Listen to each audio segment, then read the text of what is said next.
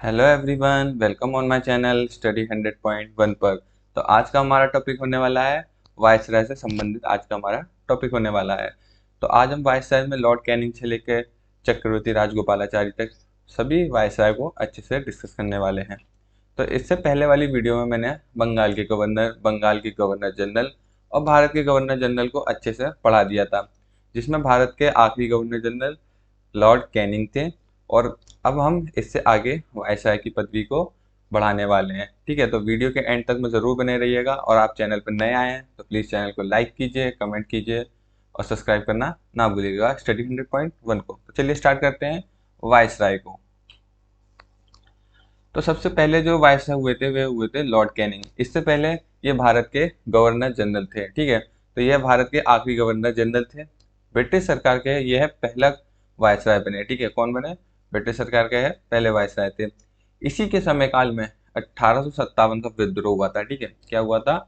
1857 का विद्रोह Lord Canning के समय काल में हुआ था, जब ये भारत के गवर्नर जनरल थे। ठीक है, इस 1857 के विद्रोह के कारण ही क्या हुआ था, जो ईस्ट इंडिया का कंपनी का कार्यकाल या कार्यभार था, उसको ब्रिटिश संसद या ब्रिटिश पार्लियामेंट या ब्रिटिश सरकार द्वारा उसे वापस ले लिया गया।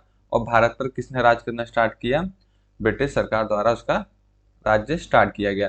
तो ब्रिटिश सरकार में पहले वायसराय कौन हुए थे? लॉर्ड कैनिंग हुए थे। इन्हीं के समय काल में क्या हुआ था? विधवा पुनर्विवाह को लागू किया गया था। क्या किया गया था? जो विधवा पुनर्विवाह है उसको लागू किया। राज्य हड़प नीति को, जो डलहौजी की राज्य हड़प नीति थी, उसको लॉर्ड कैनिंग ने समाप्त कर दी। भारतीय दंड संहिता आईपीसी की स्थापना किसने की थी? ये भी लॉर्ड कैनिंग ने की थी। ठीक है, तो ये थे लॉर्ड कैनिंग के कुछ कार्य, उसका समयकाल। तो आपको याद रखना है कि भारत का पहला वायसराय कौन था? भारत का पहला वायसराय लॉर्ड कैनिंग था, जिसका समयकाल था 1856 से लेकर 1862 तक। ठीक है, इस समयकाल में ये भारत के गवर्नर जनरल भी रह चुके थे। चलिए आगे बढ़ते हैं।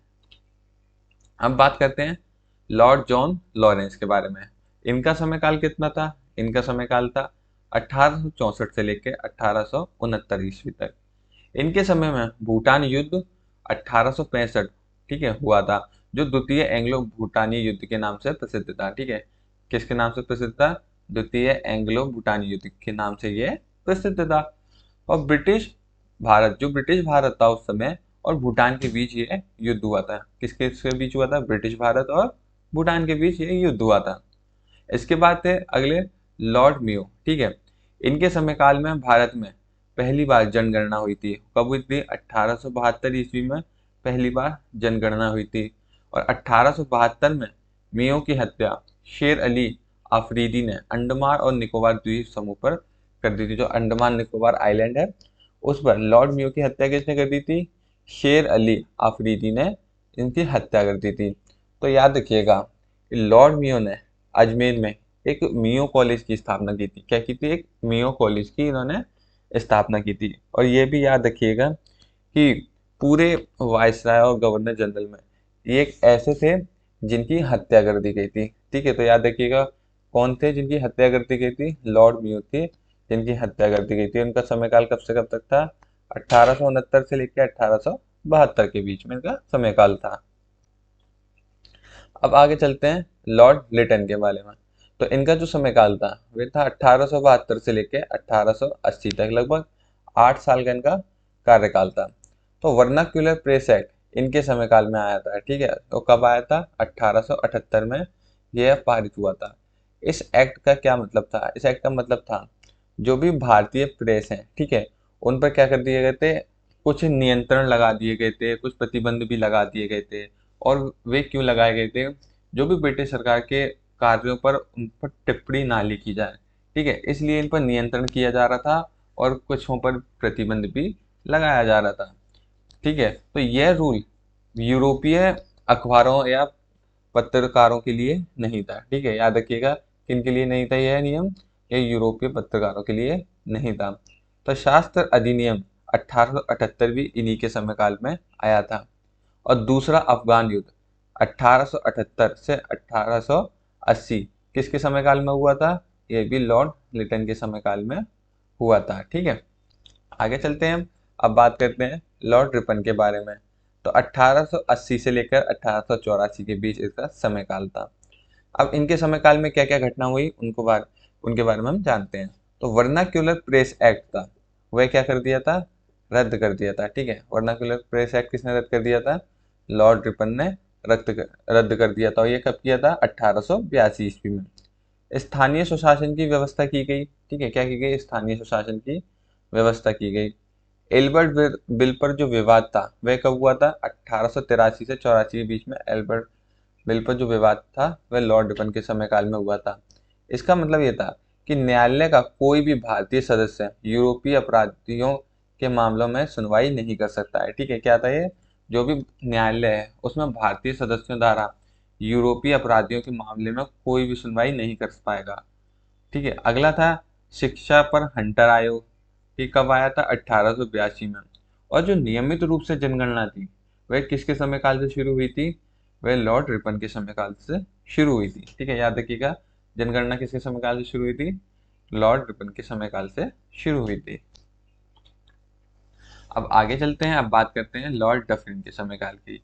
तो लॉर्ड डफरिन का समय काल कब से कब तक था, 1884 से 1888 के बीच इनका समय काल था। तो तीसरा बर्मा युद्ध, ठीक है, 1885 से 1886 लॉर्ड रिपन के समय काल में हुआ। भारतीय राष्ट्रीय कांग्रेस की स्थापना 1885, ठीक है, किसके समय काल में हुई थी, लॉर्ड डफरिन के समय काल में हुई थी। ये वेरी वेरी इंपॉर्टेंट है, आपको हमेशा याद रखना है। भारतीय राष्ट्रीय कांग्रेस की स्थापना कब हुई थी, 1885 में, और ये किसके समय काल में हुई थी, लॉर्ड डफरिन के समय काल में हुई थी। क्योंकि ये एग्जाम में कई बार पूछा जा सकता है और ये इसलिए इम्पोर्टेंट है। ठीक है, आपको याद रखना है। अगला है लॉर्ड लैंसडाउन। तो भारतीय परिषद अधिनियम 1892 किसके समय काल में आया था, ये लॉर्ड लैंसडाउन के समय काल में आया था। इसमें क्या था, केंद्रीय और प्रांतीय विधान परिषदों में अतिरिक्त सदस्यों की संख्या, यानी जो केंद्रीय और प्रांतीय विधान परिषद था उनमें भारतीयों की अतिरिक्त सदस्यों की संख्या बढ़ा दी गई थी। डूरंड आयोग की स्थापना 1893 ईस्वी में हुई। और ये डूरंड आयोग क्या था, जो अफगानिस्तान और भारत का जो बॉर्डर है, ठीक है, जो उत्तरी सीमाएं थी उसको बनाने के लिए और उससे सुरक्षित होने के लिए ये डूरंड आयोग की स्थापना की गई थी। ठीक है, यानी ये डूरंड रेखा खींची गई थी जो क्षेत्र को अलग अलग करने के लिए, कब बनाई गई थी, 1893 ईस्वी में लॉर्ड लैंसडाउन के समय में बनाई गई थी। अब आगे चलते हैं, बात करते हैं लॉर्ड कर्जन के बारे में। इनका समय काल कब से कब तक था, 1899 से लेकर 1905 के बीच में इनका समय काल था। और पुलिस आयोग की नियुक्ति 1902 इन्हीं के समय काल में हुई थी। ठीक है, पुलिस आयोग था वह क्या था कि इसमें अधिकारियों और सिपाहियों के लिए प्रशिक्षण केंद्रों की सिफारिश हुई थी। यानी क्या था कि जो अधिकारी हैं और सिपाही हैं इन दोनों के अलग अलग प्रशिक्षण केंद्र बनाए जाएं, क्योंकि ये पद के हिसाब से जो अधिकारी थे वह उच्च पद पर थे और सिपाही थे वो थोड़े निचले पद पर थे। तो क्या था कि जो इनके जो प्रशिक्षण केंद्र हैं उनको अलग अलग करने की सिफारिश मांगी जा रही थी। आपको समझ आ गया होगा। अगला है विश्वविद्यालय आयोग की नियुक्ति कब हुई, 1902 में ही हुई थी। और जो बंगाल का विभाजन था 1905 में ही हुआ था और लॉर्ड कर्जन के समय काल में बंगाल का विभाजन हुआ था, जो कितने में हो गया था, एक पूर्वी बंगाल और पश्चिमी बंगाल में इसका विभाजन हो गया था। याद रखिएगा कितने भाग में कर दिया था, पूर्वी बंगाल और पश्चिम बंगाल में, जो कि असम और पूर्वी बंगाल वाला क्षेत्र था। अब बात करते हैं लॉर्ड मिंटो के समय काल की। तो लॉर्ड मिंटो का समय काल क्या था, 1905 से लेकर 1910 इसके समय काल था। तो स्वदेशी आंदोलन की शुरुआत कब हुई थी, 1905 से 1911 में स्वदेशी आंदोलन की शुरुआत हुई थी। सूरत अधिवेशन में कांग्रेस का विभाजन, जो सूरत में अधिवेशन हुआ था जिसमें कांग्रेस का क्या कर दिया गया था, विभाजन कर दिया गया था, वे कब हुआ था, 1907 में लॉर्ड मिंटो के समय काल में। मुस्लिम लीग की स्थापना 1906 लॉर्ड मिंटो के समय काल में। और मार्ले मिंटो सुधार 1909 में। चुनाव प्रणाली आयोग, ये मार्ले मिंटो सुधार क्या था, 1909, ये चुनाव प्रणाली आयोग था जिसमें चुनाव की प्रक्रिया रखी गई थी। ठीक है, वोटिंग के द्वारा इसमें चुनाव की प्रक्रिया रखी गई थी। अगला है लॉर्ड हार्डिंग। इनका समय काल क्या था, इनका समय काल 1910 से 1916 के बीच था। इसमें जो था इन्होंने क्या किया था, बंगाल के विभाजन को रद्द कर दिया था। ठीक है, याद रखिएगा बंगाल का विभाजन रद्द कर दिया था। कब किया था? 1911 ईस्वी में इसने बंगाल का विभाजन रद्द कर दिया था। भारत की राजधानी कलकत्ता से दिल्ली शिफ्ट कर दी गई थी। और कब की गई थी? याद रखिएगा, 1911 में भारत की राजधानी कलकत्ता से कहाँ आ गई थी? दिल्ली आ गई थी। हिंदू महासभा की स्थापना 1915 में की गई और प्रथम विश्व युद्ध की शुरुआत लॉर्ड हॉर्डिंग के समयकाल में ही हुई थी। अब बात कर लेते हैं लॉर्ड चैम्सफोर्ड के बारे में। जो लखनऊ संधि हुई थी 1916 की, लॉर्ड चैम्सफोर्ड के समयकाल में हुई थी। चंपारण सत्याग्रह 1917, ये भी लॉर्ड चैम्सफोर्ड के समयकाल की घटना है। मॉन्टेग्यू की अगस्त घोषणा 1917 में हुई थी। भारत सरकार अधिनियम 1919, ठीक है, कई अधिनियम आए थे। भारत सरकार अधिनियम 1919, 1935, ठीक है, कई सारे अधिनियम आए थे। तो अगला है रॉलेट एक्ट 1919, ठीक है। इसके बाद आया था जलियांवाला बाग हत्याकांड 1919।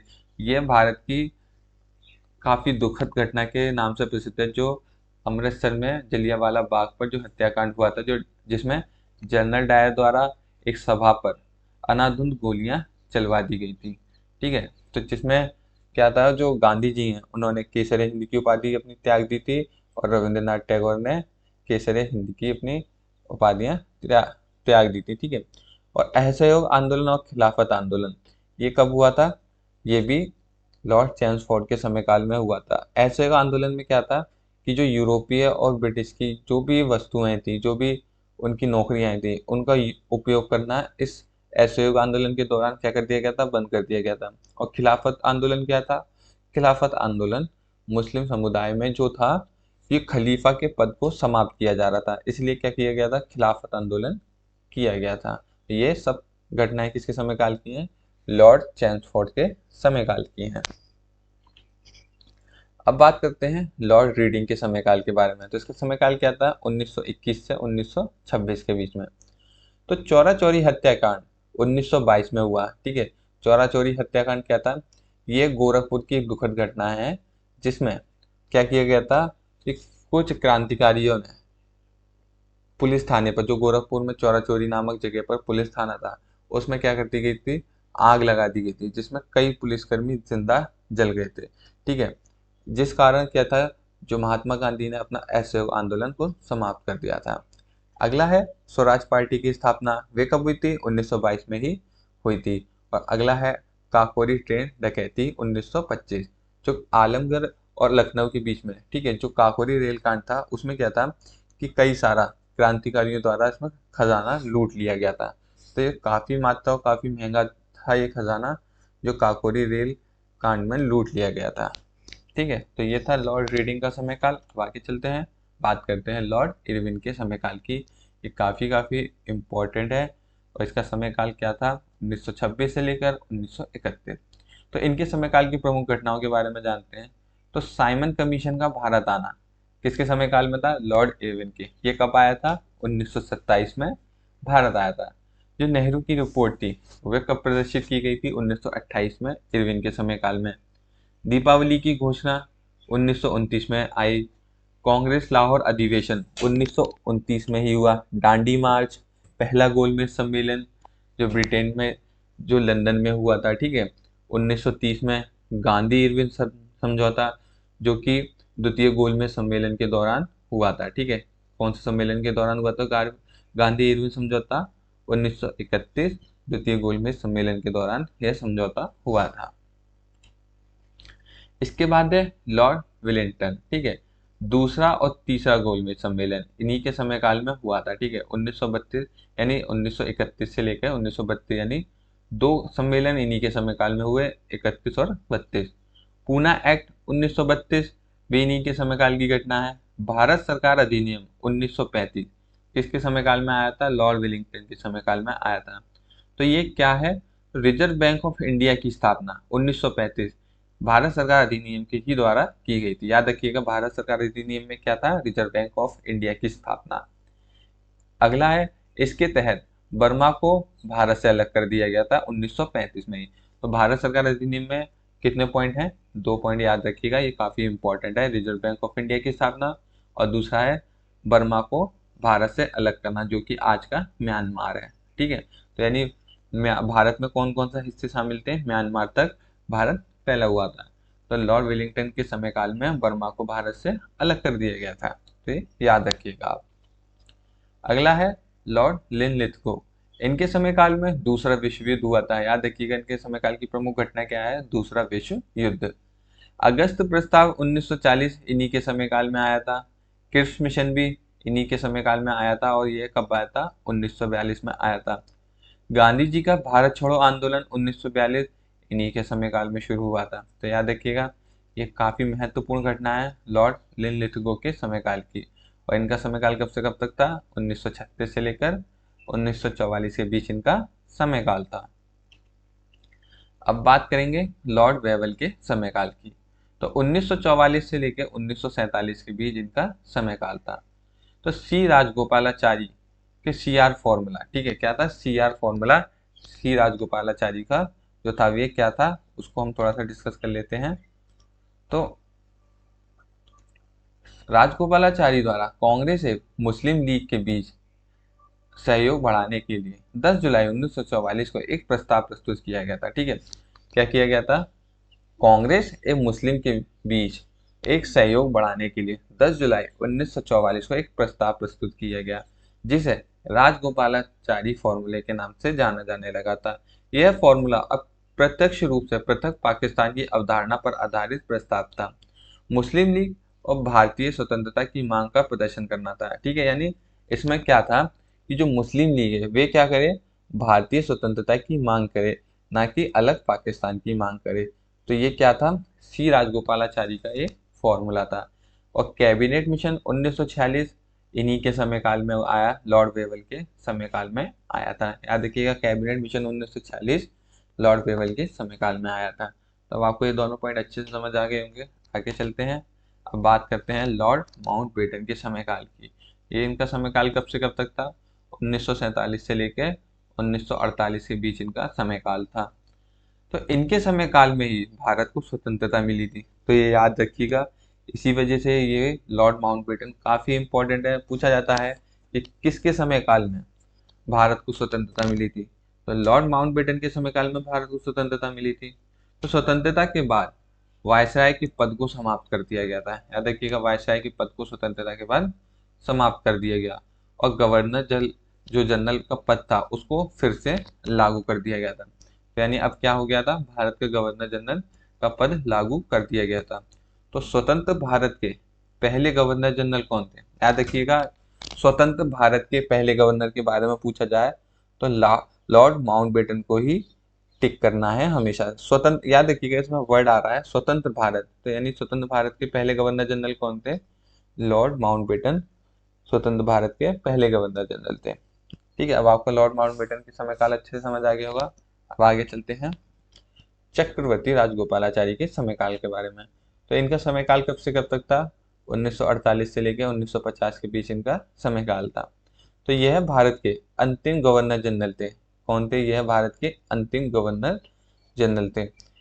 यह भारत के प्रथम भारतीय गवर्नर जनरल भी थे। तो याद रखिएगा यह एकमात्र ऐसे गवर्नर जनरल थे जो भारतीय थे। तो आपको ये पॉइंट भी अच्छे से याद रखना है। वर्ष 1950 में गवर्नर जनरल के पद को पूरी तरह से समाप्त कर दिया गया था। याद रखिएगा जो राजगोपालाचारी थे इसलिए यह अंतिम भारत के गवर्नर जनरल हुए थे। इनके समयकाल के बाद जो गवर्नर जनरल का पद था 1950 में पूरी तरह से समाप्त कर दिया गया था। तो इनका समयकाल कब से कब तक था, 1948 से लेकर 1950 तक। तो यहाँ तक हमारे पूरे वायसराय कंप्लीट होते हैं। तो हमने दोनों को पढ़ लिया है, बंगाल के गवर्नर जनरल, बंगाल के गवर्नर और भारत के गवर्नर जनरल को हमने अच्छे से पढ़ लिया, और वायसराय को भी हमने अच्छे से पढ़ लिया है। तो आप दोनों वीडियो को ज़रूर देखिएगा जिससे आपके दोनों पॉइंट क्लियर हो जाएं। तो आज की वीडियो में बस इतना ही। धन्यवाद।